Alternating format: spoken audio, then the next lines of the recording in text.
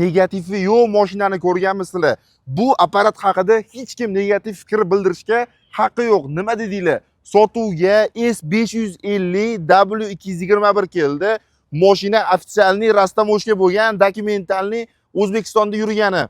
Bunaqasi hozirgi kunda sotuvda juda kam. Noyob topilmalar kanaliga xush kelibsizlar. Videoni ko'rayotgan aka anchadan beri 221 ni so'radingiz. Mana ideal holatdagisini topib qo'ydim. S550 masajlarigacha bor, xolodilnigi ham bor, 4 eshik davodchiklari, palasa udержания, panoramalarigacha bor, pnevma podveskalari, AMG diskalarda, kraskasi ham освежит bo'lib ketmagan. 2008-yil 190 ming kilometr yurgan. Bitta shu shofyor tomoni, chap tomon krilosida kichkina petnosi bor. U ham seryoz udari bo'lmagan. Ustingiz bilan kelib tekshirib olsangiz ham gapimga isbotini ko'rasiz.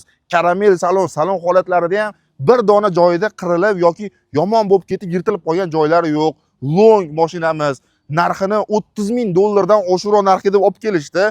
Rosa tortishdik. S550 rostakasimi bo'lganligi uchun rosa talashib 28.900 dollarga ko'ndirib oldim. Egalariga telefon qilib, ustingiz bilan kelib xarid qilsangiz bo'ladi. Bo'lishi shu deyaptilar. To'g'ri tushmayman, chunki rosa tushirib yubordingiz deyaptilar. Kelinglar, ko'ringlar, olinglar. Menga shaxsan yoqdi. Noyob topilmalar kanaliga xush kelibsizlar.